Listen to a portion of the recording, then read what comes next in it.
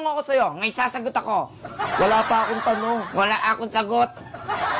Eto na yung tanong ko. Nasaan? Anong ginagawa mo? Hinahanap yung tanong. Nakita mo? Sasabihin ko yung tanong. Sasagihin mo? Oo. Eto ang una kong tanong. Eto ang unang sagot. Ano ang pambansang hayop ng Pilipinas? Tatay ko. Hindi. Hindi tatay mo. Sino ka? Nanay ko? Hindi rin. Eh, sino? Ang pambansang hayop ng Pilipinas ay nagsisimula sa letter K. Alam ko na. Ano? Kuto. Hindi. Wala sa ulo. Nasa lupa. Kutong luka. Hindi. May sungay. May buntot. Okay? Ha?